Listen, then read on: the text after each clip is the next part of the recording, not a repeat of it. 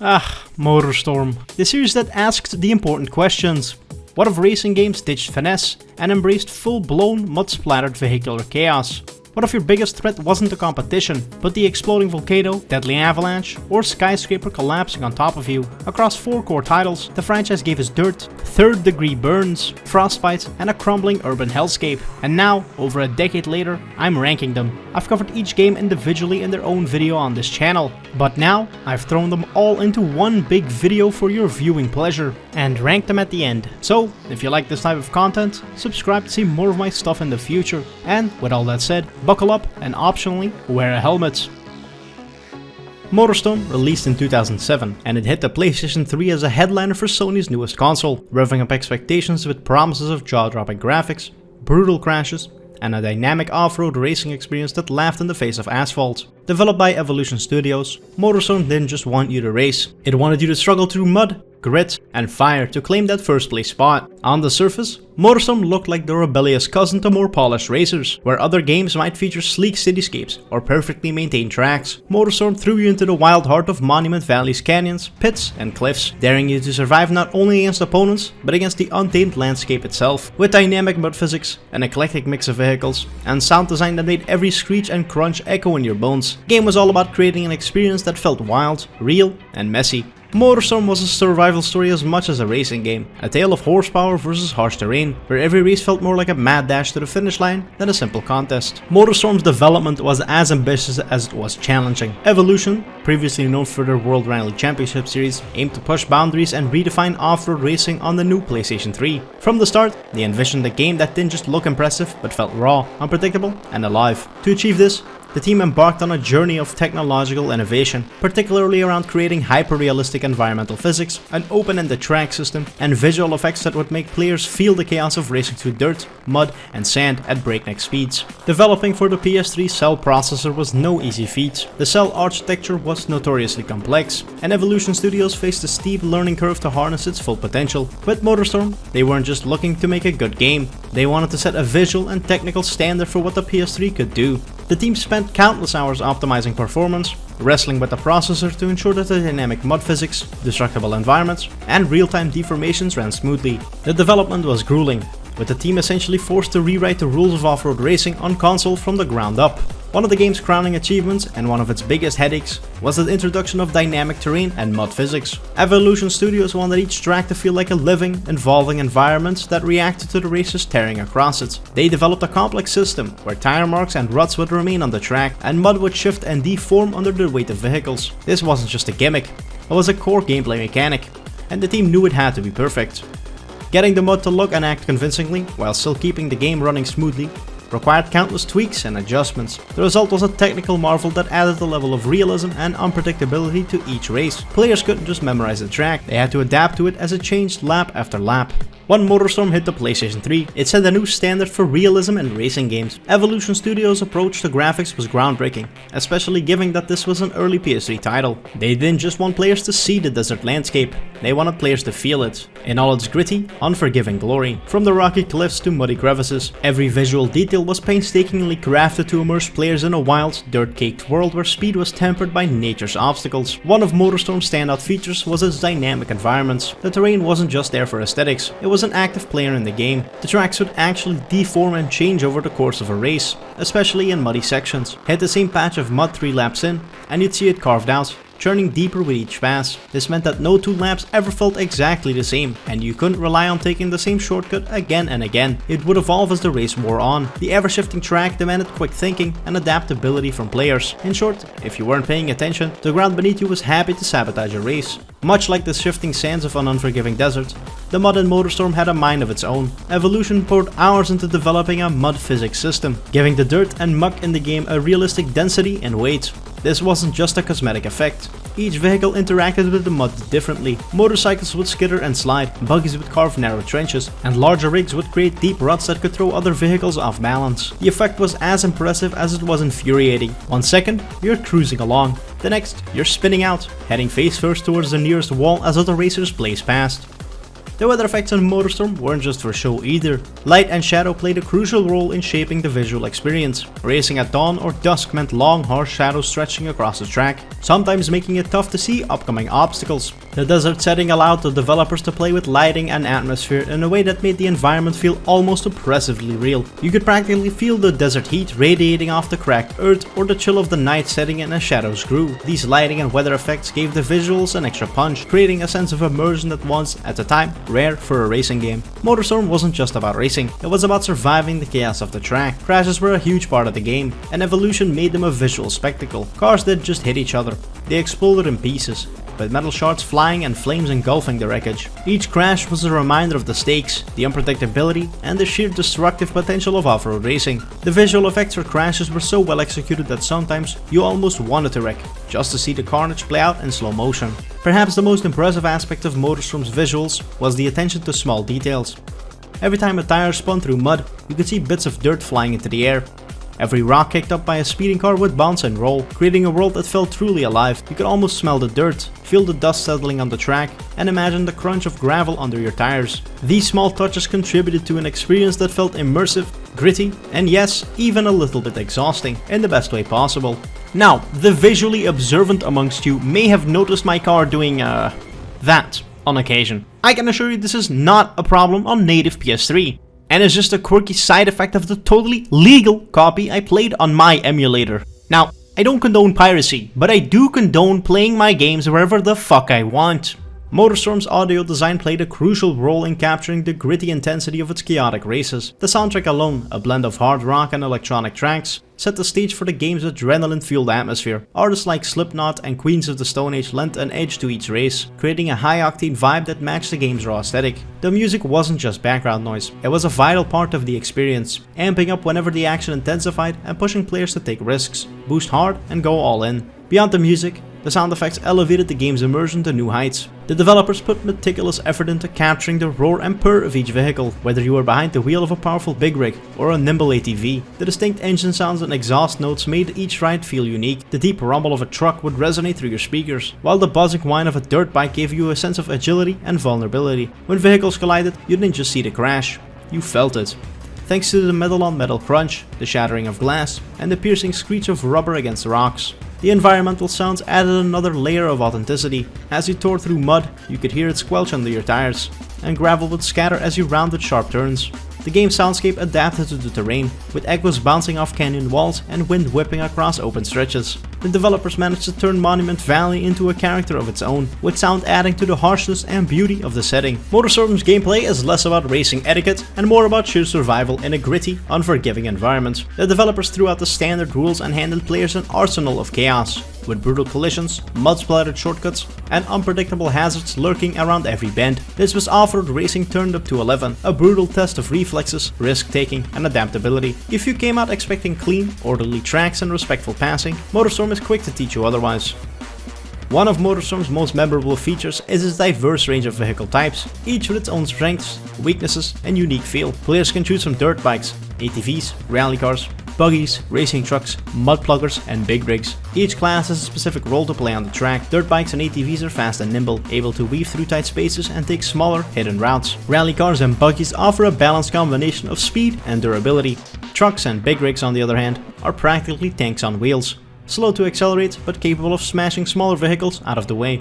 Each vehicle feels different, and the handling reflects their unique characteristics. If you're on a bike, you'd be zipping around with quick turns and darting through narrow paths, but one wrong move could see you crushed under a truck's tires. If you chose a big rig, you were a hulking force, able to take and dish out damage. But tight corners and small paths were more of a nightmare than a shortcut. Each race demands you understand your chosen vehicle's strengths and limitations, because failing to do so will leave you at the back of the pack. Speed isn't just about holding down the accelerator. The game introduces a unique boost mechanic that allows players to hit the throttle and rocket forward in short bursts. However, there's a catch. Overuse the boost, and your engine will start to overheat and explode in a spectacular display of fiery failure. It's not just a boost, it was a gamble, a high-stakes risk that rewarded precise timing and daring moves. The boost mechanic becomes a strategic element of gameplay. You can use it to blast past opponents or save it for uphill stretches where your vehicle might struggle, but you have to keep an eye on the boost meter and listen to audio cues warning of an impending meltdown. It adds a layer of tension to every race, forcing players to decide between caution and aggression. Do you risk it all for a shot at first place, or play it safe and stay in the race? MotorStorm doesn't just test your driving skills, it tests your nerve. Tracks are more than just roads to the finish line, they're battlegrounds that shift and change with every lap. The race courses are set in the rocky, unpredictable landscapes of Monument Valley, and each track has multiple routes, each with its own challenges and risks. A narrow mountain pass might offer a shortcut, but one wrong move could send you plummeting to the bottom. Lower routes are safer, but often flooded with mud and debris, slowing you down and bogging down smaller vehicles. As the race progresses, tracks become increasingly torn up, mud gets deeper, ruts are carved out, and debris litters the course. These changing conditions add a level of unpredictability that keeps players on their toes. A path that worked well in the first lap might be treacherous by the third, forcing you to adjust on the fly. It's constantly challenging you to adapt to the evolving environment, turning every race into a battle against nature itself. Each track has a web of possible paths, some better suited to bikes and ATVs, others for trucks and big rigs. High paths often offer the shortest distance but are narrow, risky and unforgiving. Lower paths are safer and better for larger vehicles, but often slower and muddier. This creates a fascinating dynamic where each vehicle type has an optimal path, but every choice came with trade-offs. Players have to make split-second decisions based on their vehicle's abilities and the current race conditions. Sticking to the high road could give you a lead, but if someone knocked you off or you hit a patch of loose gravel, it was a one-way ticket to last place. The routes reward both skill and adaptability, making every race a unique experience. The best path wasn't always the most obvious one, and MotorStorm rewards players who dare explore and take risks. Additionally, something I must touch on is, despite all the chaos and explosions, how balanced everything in the game truly is. You're never really out of a race, so to say, and there's always a way to win if you drive well enough. I mean, I can have this happen to me.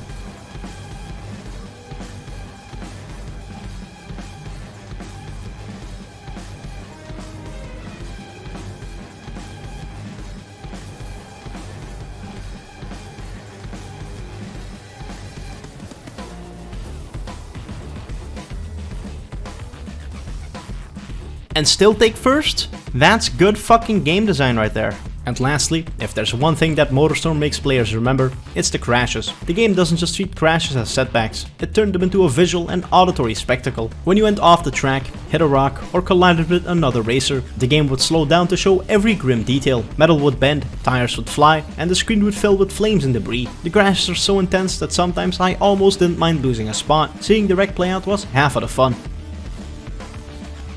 The game's physics engine made every crash feel unique. The trajectory of your vehicle, the point of impact, and the environment all played a role in how each wreck unfolded. And while crashing was punishing, it was also a reminder of MotorStorm's brutal, no-holds-barred attitude. This wasn't just a race, it was a gauntlet, and only the toughest came out the other end. In true arcade-style spirit, MotorStorm didn't bother with a deep narrative. There was no protagonist with a backstory, no villain, except for the rubber-banding AI maybe, and certainly no grand quest for redemption. The premise was as simple as it was effective. You're a racer at the MotorStorm Festival, an insanely over-the-top event held in the fictional Monument Valley, where only the bravest or most reckless would dare participate. The lack of a traditional storyline might sound underwhelming, but in MotorStorm, the festival setting was its own story, creating a vibe and an atmosphere that needed no further explanation. The MotorStorm Festival was more than just a race. It was a gritty celebration of speed, power, and chaos. Imagine a post-apocalyptic Burning Man, but swap out the art installations for a twisted, metal-crushing, dirt-splattered racing event that promised fame, glory, and plenty of dust in your lungs. The game world had a distinct personality, brought to life by the rugged desert backdrop, abandoned trailers, banners, and makeshift campsites scattered across the tracks. These details hinted at the subculture of hardcore racers and thrill-seekers who lived for the festival's anarchic energy. Though MotorStorm didn't have cutscenes or dialogue, the environmental storytelling spoke volumes. Tracks are littered with the remnants of past races, twisted metal, forgotten gear, and even the burned-out wreckage of less fortunate participants. Each track tells a silent story of the festival's chaotic history, hinting at countless races that had ended in spectacular, fiery crashes. The festival wasn't a one-time event, it felt like a long-standing tradition, a recurring celebration of speed and destruction with deep roots in this desolate landscape. From the towering rock formations to the dusty canyons, Monument Valley itself felt like a character in the game. It was as if the land had witnessed every collision, every explosion, and was shaping itself around the brutal sport it hosted. There was an unspoken lore here, a sense that MotorStorm was less about winning and more about proving yourself against both nature and fellow racers. In this world, survival itself was a victory, and every lap was another line in the festival's unwritten history. MotorStorm was both a technical marvel and a brutal thrill ride, which players and critics took notice of. When it released in 2007, it received widespread acclaim for its groundbreaking graphics, intense gameplay, and innovative use of the PlayStation 3's hardware. The visuals were particularly praised, with reviewers lauding the game's dynamic mud physics and destructible environments as a new benchmark for realism in racing games. MotorStorm made it clear that next-gen racing wasn't just about looking sleek, it was about visceral immersion in an unpredictable world of high-stakes off-road chaos. Critics and fans alike found MotorStorm's approach to racing refreshing. In a genre filled with polished, highly technical simulators and traditional racers, MotorStorm's messy, aggressive, high-octane style was a breath of fresh air. It gave players something they didn't know they wanted, a festival of destruction where simply finishing a race felt like an achievement. While some players were frustrated by the game's punishing difficulty and limited track selection, others embraced the thrill of adapting to brutal terrain and constantly shifting routes. The game's fanbase wasn't shy about expressing their love. It quickly became a cult favorite, spawning online communities that shared tips, tricks, and even the occasional crash montage. The initial success of MotorStorm cemented it as a flagship title for the PlayStation 3, and it went on to spawn a trio of sequels: Pacific Rift, Arctic Edge, and Apocalypse. Each installment pushed the formula further, introducing new environments ranging from tropical islands to urban disaster zones. And as such, I'll spend the next 2 to 3 months covering each of them in their own videos. So I hope you'll accompany me down this tumultuous road.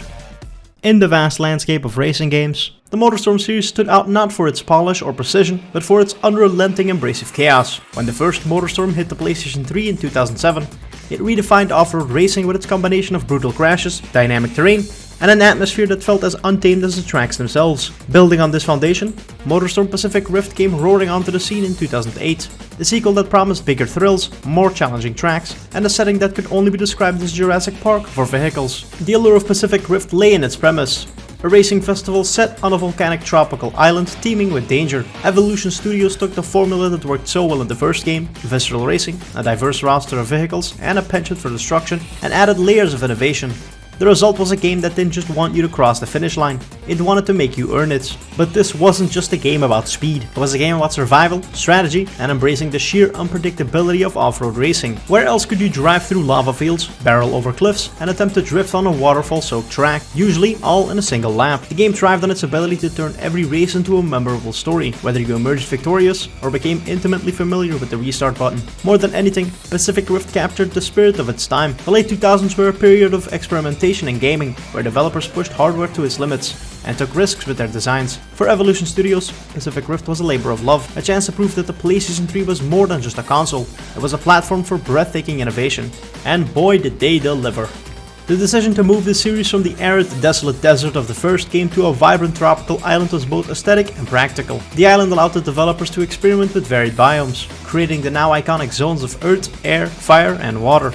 This wasn't just about making the game prettier, though it certainly helped. The different environments directly influenced gameplay, challenging players to adapt to new hazards and changing terrains. Lava flows and deep mud weren't just eye candy, they were ready to sabotage your lead at the first opportunity. The team also revamped the roster of vehicles, introducing monster trucks to complement the returning classes. Each vehicle type brought its own advantages and risks, and the challenge of balancing them for competitive play became one of the more intricate aspects of development. Monster trucks, for example, could crush smaller vehicles and power through rough terrain, but they were also slower and more prone to overheating. Evolution Studios worked tirelessly to ensure that every race felt dynamic and unpredictable, regardless of your chosen ride. The development team spent countless hours crafting tracks that were more than just routes to the finish line. Tracks in Pacific Rift felt alive, filled with dynamic elements like falling rocks, crashing waves, and destructible vegetation. The lava, for instance, wasn't just a visual feature. It could overheat your vehicle if you drove too close, adding a layer of strategy to every race. Conversely, water could cool your engine, letting you use your boost more aggressively. These elements added a layer of interaction between the player and the environment that was groundbreaking for its time.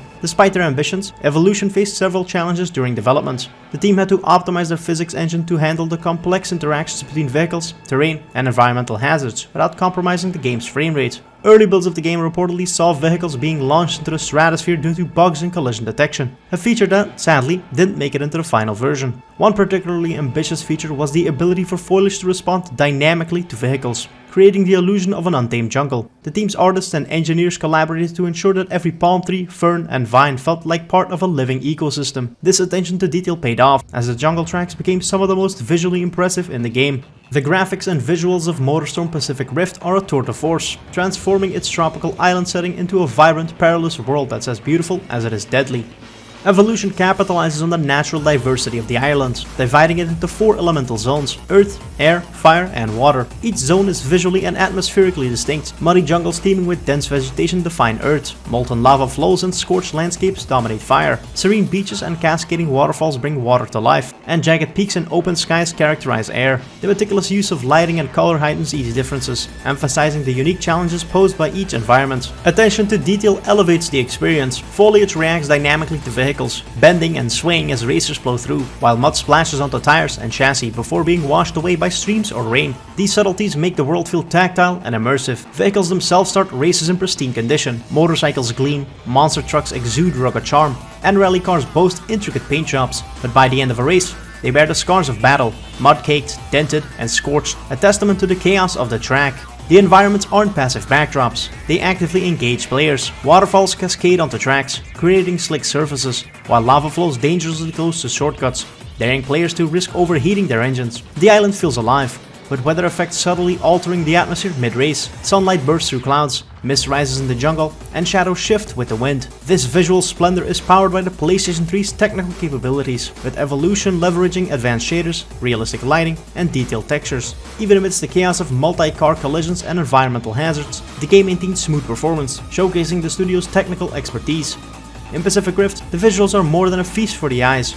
They're integral to the adrenaline-fueled experience, blending beauty and danger into every race. Audio serves as a driving force behind its immersive and chaotic gameplay, going beyond functional noise to create an auditory experience that amplifies every moment of the race. It's not just what you hear, but how the sounds interact with the world and your actions, pulling players into the heart-pounding tension of each event. One of the most impressive aspects is the way the sound reacts to the player's vehicle and surroundings. A rally car rumbling over rocky terrain has a distinctly different sound profile compared to a monster truck plowing through thick mud. The screech of tires on wet surfaces, the splash of water as you cross streams, and even the subtle hiss of steam rising from lava-heated tracks add layers of auditory realism. These details make each track feel unique and alive, emphasizing the connection between your actions and the environment. The environmental audio is a standout feature, creating a soundscape that feels as dynamic as the gameplay. As you race through the jungle, you'll hear birds chirping and leaves rustling, only to have the serenity shattered by the roar of engines or the crack of a car's chassis as it gets a little too intimate with a tree. Fire tracks, with their ominous rumble of volcanic activity and sharp crackling of lava, build a palpable tension, while the soothing rush of waterfalls and water zone tracks provides brief moments of auditory calm amidst the chaos. Music plays an equally crucial role in Pacific Rift, driving the adrenaline-fueled atmosphere of the game. The soundtrack, a carefully curated mix of hard rock, punk, electronic and indie tracks, is tailored to maintain the intensity of every race. Notable bands like Queens of the Stone Age, Nirvana, Slipknot, Noisia and The Prodigy lend their signature energy, while lesser-known artists ensure a diverse listening experience that matches the game's unpredictable nature, seemingly syncing perfectly with the chaos on screen. Compared to its predecessor, Pacific Rift refines and expands its use of audio. The soundscape feels richer, the music more varied, and the interplay between sound and gameplay more dynamic. Whether it's the whine of a motorcycle weaving through obstacles or the satisfying crunch of a monster truck flattening a rival, the audio doesn't just enhance the experience, it defines it, leaving players fully immersed in the game's chaotic world. The gameplay once again captures the raw, chaotic energy of off-road racing and refines it with bold new mechanics, dynamic tracks, and an expanded roster of vehicles. It takes the formula established in its predecessor and amplifies it, delivering an experience that is both familiar and refreshingly innovative. At the core of the game is its diverse vehicle selection. Players can choose from 8 distinct classes, each with its own strengths and weaknesses. Motorcycles, ATVs, buggies, rally cars, racing trucks, mudpluggers, big rigs, and the newly added monster trucks. Motorcycles and ATVs thrive on agility, darting through narrow pathways and tight corners, while big rigs and monster trucks dominate a more rugged terrain, often crushing smaller vehicles in their path. Monster trucks in particular add a new dimension to the gameplay, offering unparalleled power and durability, though their size can make them vulnerable in tight spaces or against environmental hazards. Tracks in Pacific Rift are more varied and challenging than ever. Set on a lush tropical island, the 16 courses are divided into 4 elemental zones: earth, air, fire and water, each presenting unique gameplay twists. For instance, the fire tracks feature lava flows that can overheat engines and reduce boost effectiveness, while water tracks incorporate streams and waterfalls that cool engines, allowing for more aggressive boosting. Earth tracks are characterized by deep mud and dense vegetation, slowing heavier vehicles but providing hidden paths for lighter ones. And air tracks take players to jagged peaks and open skies, emphasizing high speeds and big jumps. The variety of routes ensures that no two races feel the same, as players must constantly adapt to both the terrain and their rivals. The environmental hazards are more dynamic and impactful than in the first game. Lava flows cut tracks in half, loose rocks and boulders force split-second decisions, and destructible elements like the big gun alter the layout of the track as the race progresses. These hazards don't just challenge players, they actively shape the outcome of every race, making split-second reactions and adaptability critical to success. One of the most defining mechanics is the boost system, which returns with greater complexity. Boosting provides a temporary speed surge but risks overheating the vehicle. The tropical island's environment plays a key role in managing the system. Water cools the engine, extending boost use, while proximity to lava increases the risk of overheating. This interplay between boost management and environmental factors adds a layer of strategy to every race, as players must decide when to push their vehicle to its limits and when to play it safe. In terms of game modes, Pacific Rift introduces new ways to play. Eliminator mode raises the tension by removing the slowest racer at timed intervals, turning every second into a fight for survival. Speed mode has players drive through a series of checkpoints as fast as they can in order to outrun a time limit. And Time Attack challenges players to master tracks, learning the optimal paths and shaving seconds off their lap times, even being able to take on the developer's own times. These modes, combined with the classic festival races, provide a wealth of content that caters to both casual players and competitive racers. Multiplayer was another highlight, offering online support for up to 16 players and local split screen for up to 4, ensuring that the chaos could be shared with friends, until October 1st, 2012 that is. Compared to its predecessor, Pacific Rift is a more polished and expansive experience. The tracks are tighter, the vehicle roster is broader, and the environmental hazards are more dynamic, creating a game that feels both larger in scope and more refined in execution. It's not just about reaching the finish line, it's about surviving the journey, mastering the terrain, and embracing the chaos of the tropical islands. Whether players are navigating a narrow jungle path on an ATV, or barreling through a muddy ravine in a monster truck, the gameplay of MotorStorm Pacific Rift ensures every race is unforgettable. Just like its predecessor, Pacific Rift isn't exactly in it for the plot. There isn't much in the way of an overarching story, it's more about the vibe. This isn't a hero's journey, it's a racer's struggle against nature, gravity, and a dozen other maniacs with a death wish. The story, if you could call it that, is essentially get to the island, race, die an agonizing death a few times, win, repeat. No complex lore, no mysterious figures pulling the strings behind the scenes. Just you, an island, and an unhealthy appetite for vehicular destruction. That being said, the game does a good job of giving players a sense of being part of a greater, lawless event. The MotorStorm Festival is once again portrayed as an anything-goes celebration of chaos and speed. It's a gathering of thrill-seekers, adrenaline junkies, and people who aren't afraid to play with fire, literally. The loose framework of a high-octane festival on a tropical island helps set the stage for all the insane races, giving players just enough context to feel like they're part of something larger, even if it isn't fully fleshed out. The lack of a traditional story actually works in the game's favor, encouraging players to create their own narratives through the races themselves. Every close call, every epic crash, and every hard-earned victory becomes part of your personal MotorStorm journey. The unpredictability of the festival's environments adds to this sense of storytelling. Players are left to navigate the madness in whatever they can, forging memorable moments through sheer willpower and reckless abandon. The legacy of Pacific Rift reflected its status as one of the standout titles in the PlayStation 3 library, and a high point for the franchise. Upon release, the game received widespread acclaim for its dynamic gameplay, stunning visuals, and atmospheric sound design. It built on the foundation of its predecessor and established itself as a benchmark for off-road racing games, with many reviewers praising its balance of technical innovation and pure fun. Critics lauded the game for its ability to seamlessly blend chaotic arcade-style racing with a level of polish that was uncommon for the genre at the time. The diversity of tracks, vehicles, and environmental hazards was a frequent highlight, with outlets noting that no two races ever felt the same. The addition of new game modes like Eliminator and Speed also earned praise for adding variety and replayability to an already robust package. Even the challenge of the game's steep learning curve was embraced by many as a sign of depth and long-term appeal. The multiplayer component, both local and online, was celebrated for its accessibility and sheer entertainment value. Online matches with up to 16 players created moments of unpredictable hilarity and tension, while split-screen racing ensured that the game could be enjoyed in a party setting, a rarity for titles of the era. Despite its acclaim, Pacific Rift wasn't immune to criticism. Some players found the difficulty curve too steep, with environmental hazards and aggressive AI leaving little room for error. Others pointed out the occasional technical hiccup, such as long load times or sporadic physics glitches. However, these issues were generally seen as minor in the context of the game's numerous broader achievements. Over time, Pacific Rift has become a cult classic, remembered fondly by fans for its daring approach to off-road racing and its unapologetic embrace of chaos. Its influence can be seen in later racing games that attempt to balance spectacle with substance, and it remains a favorite for those who experienced it during its prime. Each installment brought its own unique flavor, yet Pacific Rift stands as a testament to the series' golden age, a thrilling reminder of the creative heights Evolution could reach. In retrospect, Pacific Rift is often cited as the pinnacle of the MotorStorm series. It struck a perfect balance between challenge and accessibility, spectacle and strategy. For fans of high-octane off-road racing, it remains a touchstone.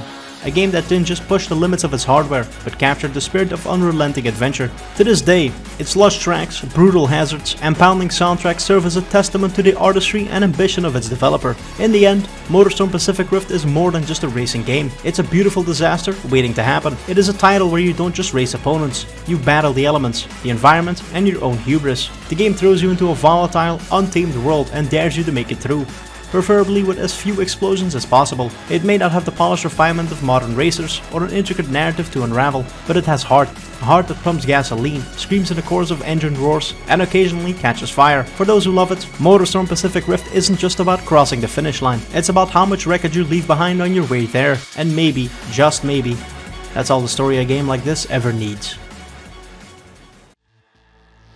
Released in 2009, MotorStorm Arctic Edge brought the adrenaline-fueled chaos of the MotorStorm series to the PlayStation 2 and PlayStation Portable. Developed by Big Studios rather than the franchise's usual developer, Evolution Studios, the game was a technical and creative triumph that adapted the core MotorStorm formula for handheld and older hardware without losing its distinctive identity. Arctic Edge's development was a bold attempt to translate the chaotic, high-energy MotorStorm experience to the PSP and PS2. Big Studios, known for their work on Pursuit Force, took on the challenge of adapting a series built on the technical prowess of the PlayStation 3 to significantly less powerful hardware. Instead of trying to replicate the graphical and physics-intensive gameplay of its predecessors, the team focused on preserving the franchise's core identity: chaotic racing, diverse vehicles, and dynamic environments. The choice of an Arctic team was both practical and creative. Snowy landscapes and frozen terrains introduced new gameplay mechanics like avalanches triggered by loud crashes, and fragile ice bridges that could collapse under heavy vehicles. These hazards added a strategic depth to the races while making the game visually distinct from earlier entries. The snowy setting also allowed for creative optimization. Dynamic snow effects and icy textures provided a sense of immersion without overwhelming the less powerful hardware. Big Studios excelled at optimizing the game for the PSP, leveraging the handheld's capabilities to create a sense of speed and intensity. While the game occasionally experiences framerate drops,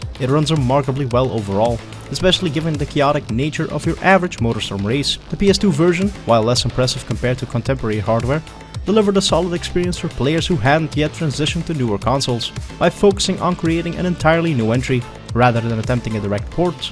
Big created a game that felt authentic to the franchise while carving out its own niche. Arctic Edge showcased the studio's ingenuity and commitment to delivering a thrilling racing experience, proving that the series could thrive even outside the confines of high-powered hardware. Visuals were a standout achievement, particularly on the PSP, where the developers pushed the handheld's capabilities to its limits. The Arctic setting brought a fresh aesthetic to the franchise, with icy tundras, snow-covered mountains, and frozen rivers creating a visually distinct experience. Big Studios designed the environments with a blend of natural and industrial elements, such as snow-blanketed forests, rugged cliffside tracks, and massive machinery embedded in the icy terrain. These environments were not only visually striking, but also enhanced the sense of immersion, pulling players into the harsh yet exhilarating world of Arctic Edge. Dynamic snow and weather effects played a pivotal role in elevating the game's visual appeal. Snow kicked up behind vehicles in clouds of powder, adding a tactile sense of interaction with the environment. Tracks were designed to reflect the ongoing chaos, with tire marks cutting through snow and icy paths shimmering under sunlight. The weather effects, including flurries and blizzards, added a layer of unpredictability to races while showcasing the studio's ability to create atmospheric detail within the technical constraints of the hardware. On the PSP, the visuals were tailored to maximize clarity and impact on a smaller screen. The art team used clever texture work and lighting techniques to maintain a sense of depth and detail, despite the handheld's limitations. The sense of speed was particularly well executed, with motion blur and rapid transitions between environments helping to create the adrenaline-pumping intensity that defined the MotorStorm series. While not as graphically advanced as its PlayStation 3 counterparts, Arctic Edge captured the essence of the franchise's visuals in a way that felt authentic and satisfying. The PS2 version, while not as groundbreaking for its platform, retained much of the visual identity of the PSP version, Slightly enhanced textures and smoother performance on the aging console helped maintain the series' high standards. However, the graphical achievements of the PSP version were especially noteworthy, as they demonstrated how the developer effectively optimized the MotorStorm formula for portable gaming. Together, both versions of Arctic Edge proved that visually impressive and engaging experiences could still be delivered on less powerful hardware.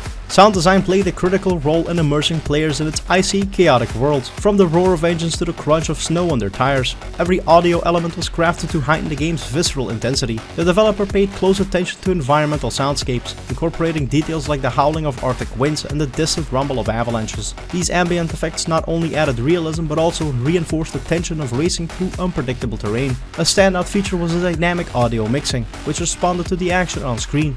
The soundscape shifted depending on the player's perspective and environment. For instance, driving through a snow tunnel would muffle external noises while amplifying the echo of the vehicle's engine. The developers also added unique audio cues for environmental hazards, such as the sharp crack of an ice bridge under strain or the deep rumble of snow shifting before an avalanche.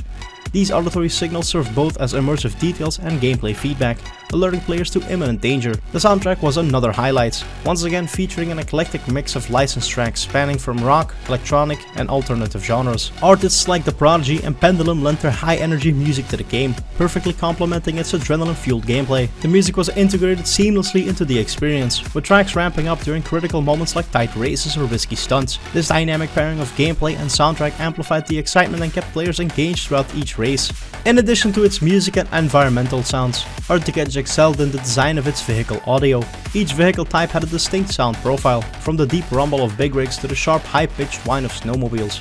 These differences not only added variety, but also helped players quickly identify competitors and navigate the chaos of the track. Together, the game's sound design and audio choices elevated MotorStorm Arctic Edge into a truly immersive experience, ensuring that every race felt as intense and engaging as the last. Gameplay once again stayed true to the franchise's chaotic, arcade-style roots while introducing unique mechanics to complement its Arctic setting. Players were tasked with racing across icy terrains, snowy mountain trails, and frozen rivers while navigating the dynamic hazards and competing against aggressive AI opponents. The game retained the series' signature focus on multi-route tracks, giving players the freedom to choose paths suited to their vehicle's strengths, whether barreling down a sturdy main road in a big rig or weaving through narrow shortcuts on a snowmobile. The gameplay encouraged experimentation and adaptability.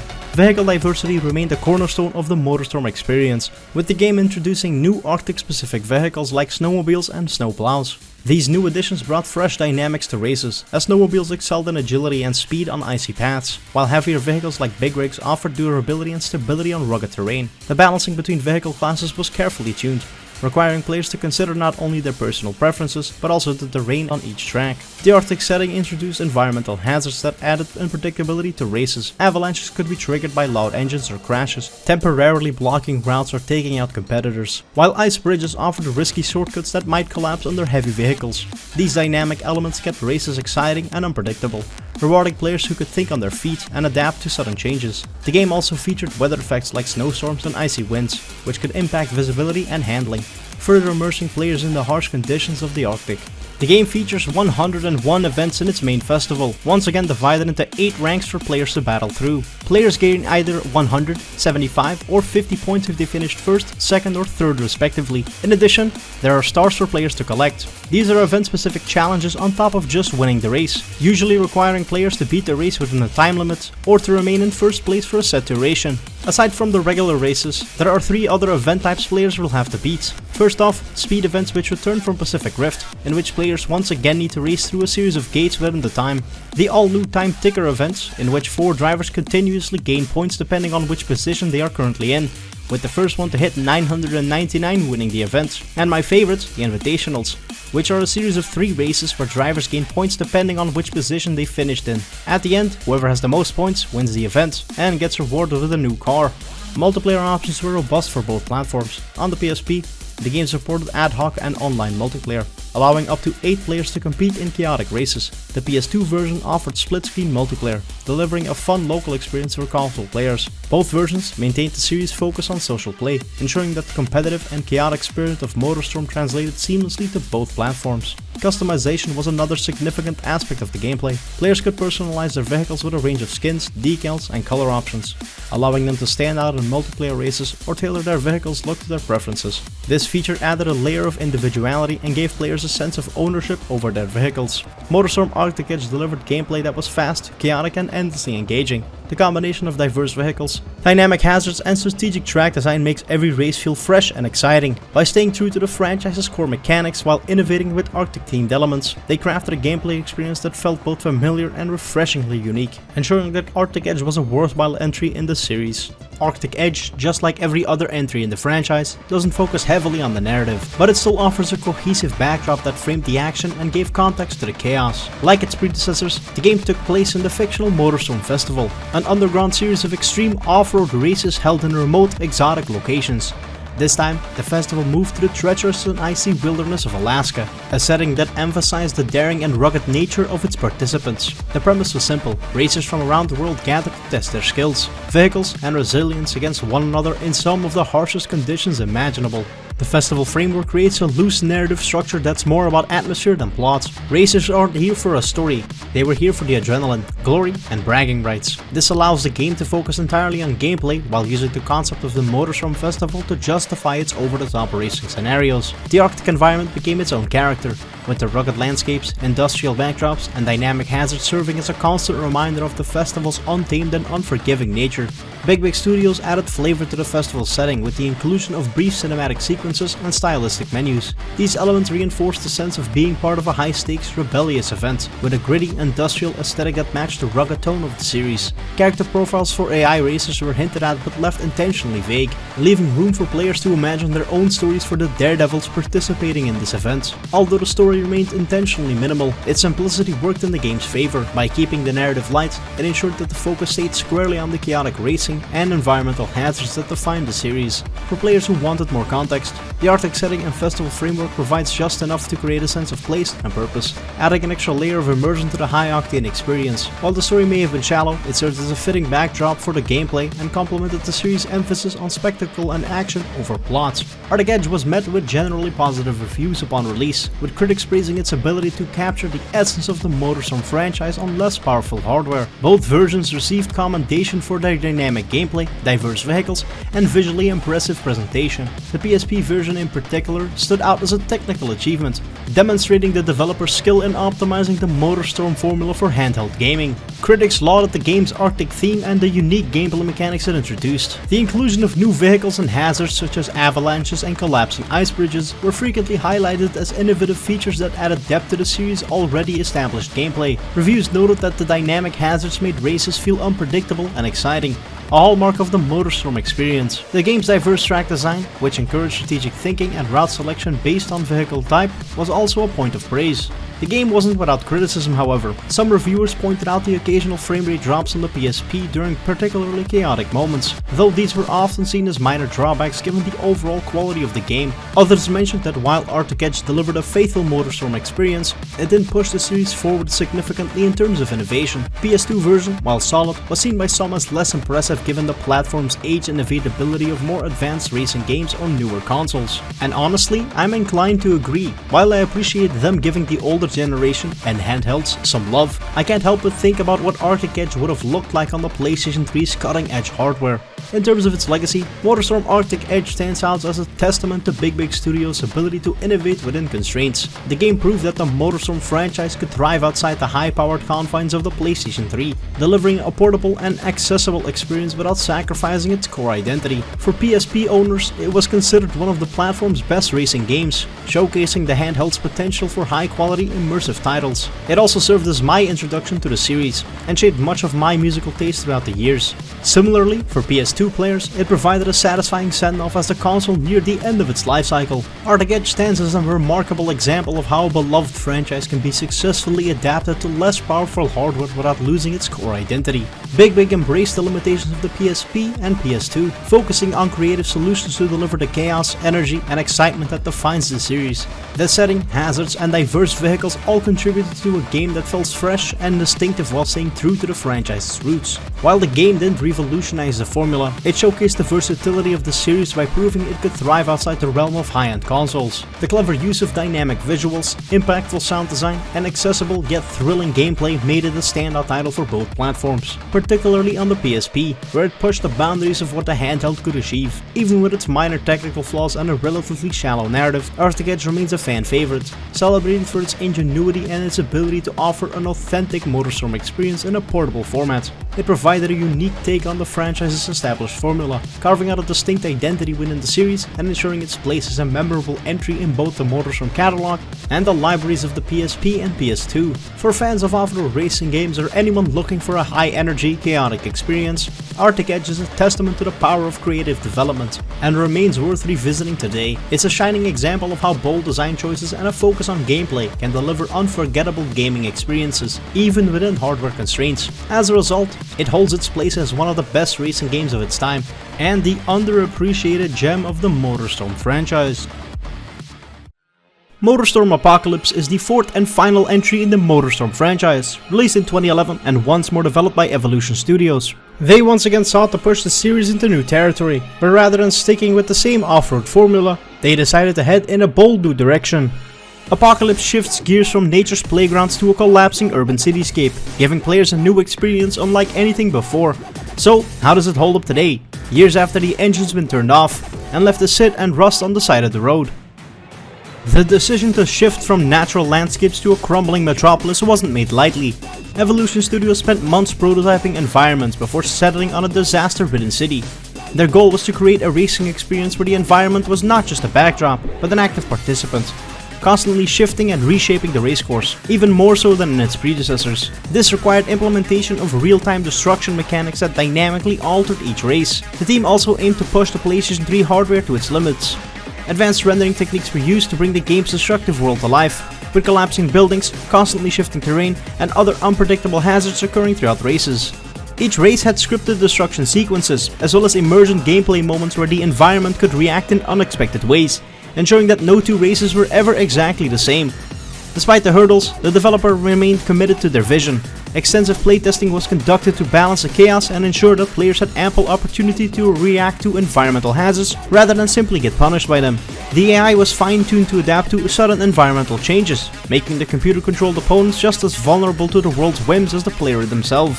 While originally planned for a global release in early 2011, the game faced major hurdles due to real-world disasters that coincided with its launch. These being the 2011 Tohoku earthquake and tsunami, as well as the Christchurch earthquake in New Zealand. This made the game's disastrous setting feel a little too close to reality, and as a result, the game was delayed in multiple regions, and its marketing push suffered. One of Apocalypse's standout features was the visual design. The game fully utilized the PlayStation 3's hardware to deliver a stunningly detailed, destructible environment. Skyscrapers tumbled, bridges crumbled, and roads split apart in real time as players raced the chaotic hellscape. This dynamic destruction added an unpredictability to each and every race, making every lap feel unique.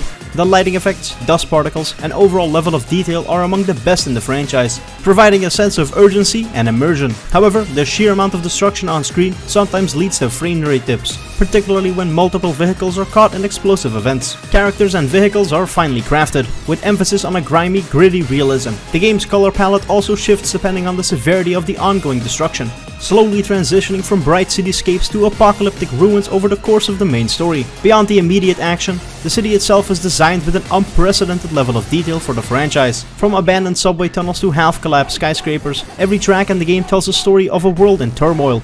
Audio is once again an enveloping experience that further immerses the player in the ongoing chaos. The deep rumble of engines, the explosive crashes of debris, and the thunderous sounds of buildings collapsing all work together to create an environment that truly feels alive. Sound cues play an essential role in alerting players to dangers on the track. Subtle audio hints, such as creaking buildings, distant explosions, and approaching sirens, give players a chance to react before disaster strikes. This makes the destruction feel less random and more like a natural part of the race, keeping the action unpredictable yet fair. Additionally, the game employs spatial audio to enhance the experience further. As players speed through the ruined city, sounds of collapsing buildings, screaming pedestrians, and the roar of helicopters overhead create a dynamic and immersive world. This attention to detail ensures that even without visual cues, players can anticipate dangers simply by listening to their surroundings. And lastly, the game's soundtrack, which for the first time comes with some actually original score. While there are some licensed tracks that can be found here, from artists like Noisia, DJ Shadow, and The Chemist, just to name a few, the original score blends seamlessly with the licensed music, helping to keep players engaged. It also means I can let you listen to some of it without fear of getting copyright struck into the Shadow realm.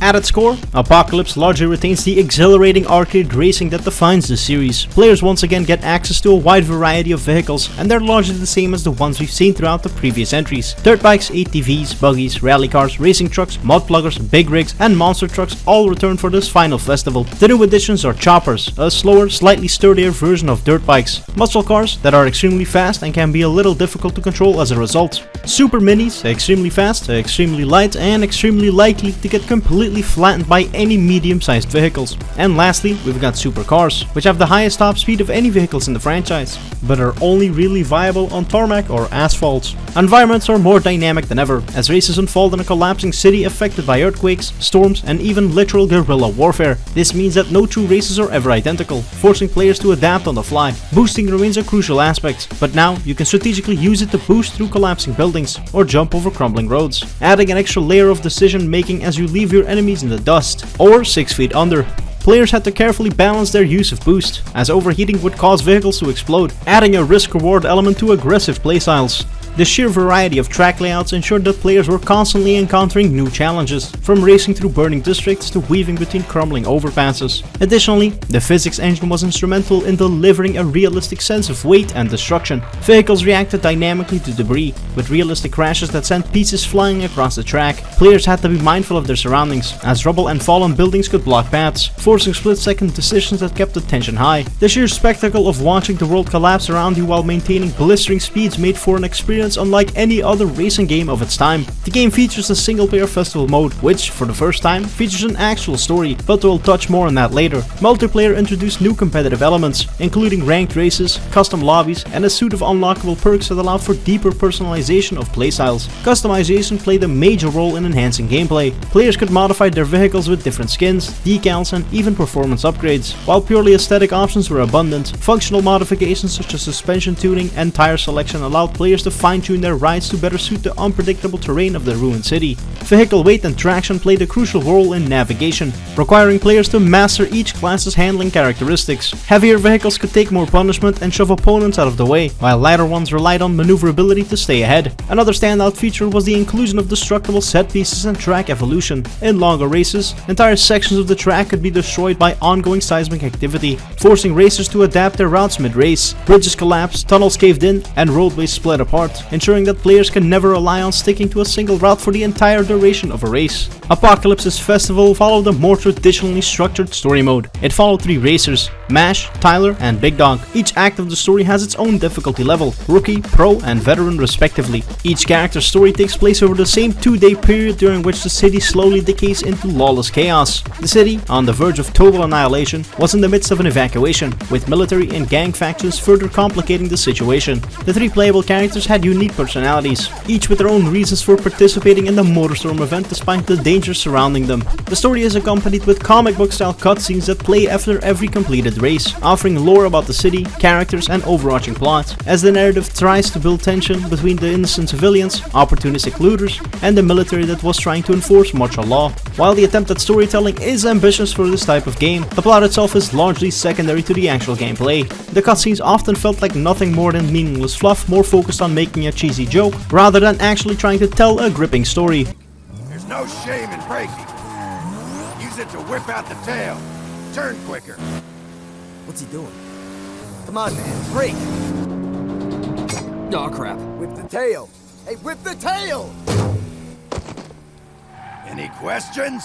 This is still a game about racing cars. The decision to integrate an actual storyline was a departure from previous entries in the series, and while not groundbreaking, This approach adds a certain sense of urgency and stakes to each event. Finally, I think that the addition of this shallow story was not worth completely gutting the overall festival's length. You're no longer required to win any race, as getting top 3 or top 5 in the rookie arc is sufficient. As a result, the game is way easier and also way shorter, as it only took me around 7 hours to complete the game, compared to Pacific Rift's 12 and the original's 20.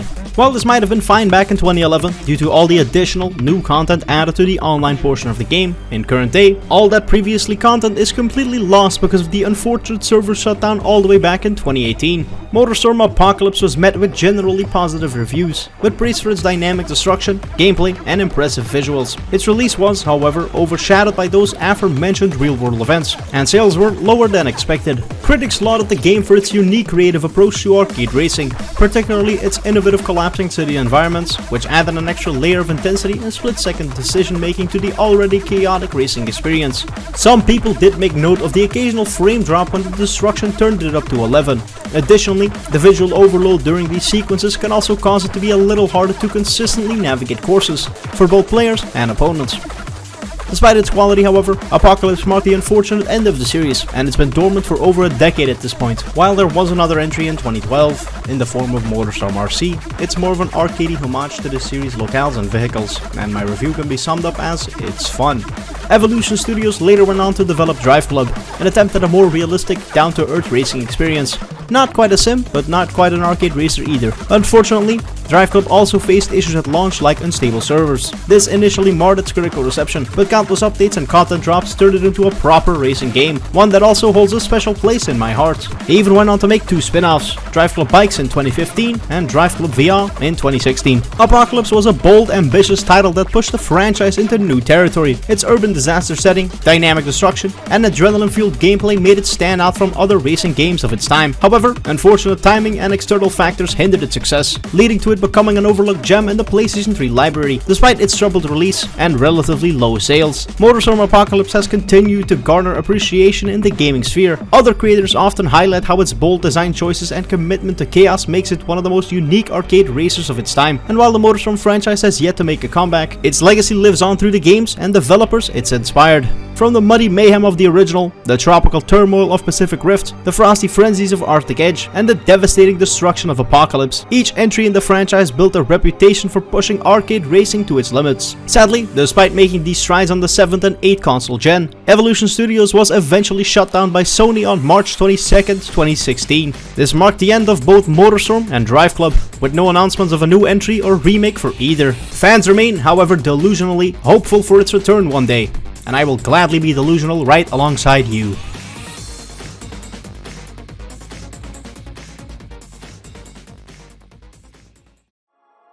Before we go through my ranking, let's take a second to acknowledge the journey you've just been on. You sat through roughly an hour of high-octane nostalgia, chaos, commentary, and more slow-motion crashes than most insurance adjusters see in a lifetime. After breaking down each title in detail, the design, the soundtracks, the gameplay quirks, the highs, the lows, and the sheer number of ways a vehicle can explode, here's how the dust settles.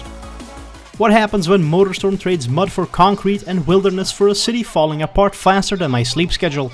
You get Apocalypse. Listen, it's ambitious, it really is.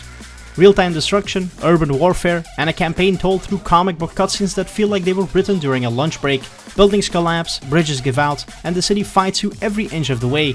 On paper, it's genius. In practice, it feels like someone strapped nitrous to a Jenga tower and called it a race. The visual mayhem often tips over into unintentional comedy, and with the servers shut down since 2018, half the content is buried under digital rubble. Apocalypse wanted to go out with a bang, but what we got was more of a stylish fizzle.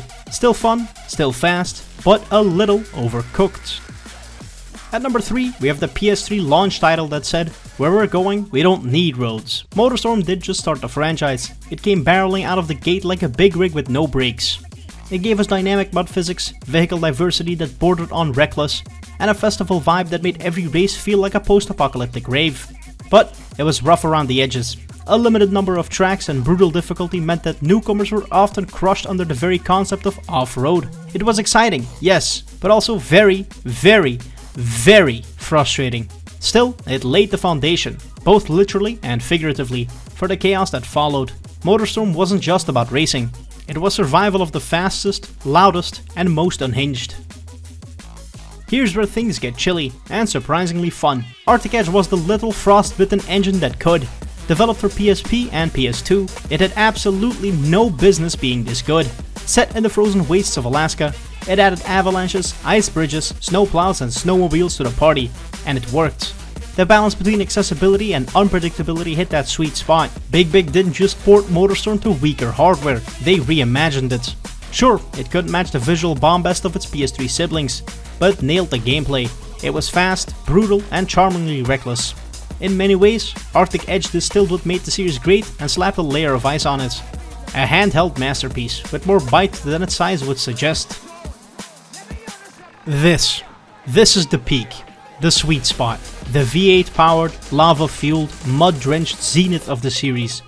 Pacific Rift took the raw power of the original and hurled it into a volcanic island designed by someone with a grudge against safety rails. The 4 elemental zones, earth, air, fire, and water, each introduced hazards that actually affected gameplay. Lava overheats your engine, water cools it, and jungle tracks try to eat you alive. It added monster trucks to the mix because the game wasn't chaotic enough. It featured smarter AI, deeper vehicle handling, and one of the most aggressive soundtracks ever crammed into a Blu-ray disc. It was challenging but fair, punishing but addictive. Pacific Rift didn't just improve the formula, it perfected it. If MotorStorm was a festival of destruction, this was its main stage headline act. Loud, lethal, and absolutely legendary. So that's how the record stacks up, in my opinion at least. Pacific Rift remains the gold standard. Arctic Edge proves handhelds can hit hard. The original brought the grit, and Apocalypse, well, it gave us collapsing highways. And that's worth something. So, until Sony gets their head out of their ass and revives this glorious series, I'll be keeping the engine warm. Disagree with my ranking? Let me know in a courteous comment, and I'll be sure to ban you from my comment section. So, thanks for watching to the end of this video. If you enjoyed, leave a like, a comment, and subscribe, as I have 287 more games to cover between now and the inevitable heat death of the universe. Follow me on Twitter and join the Discord. I've been Xeniverse, and I'll be back with more videos real soon.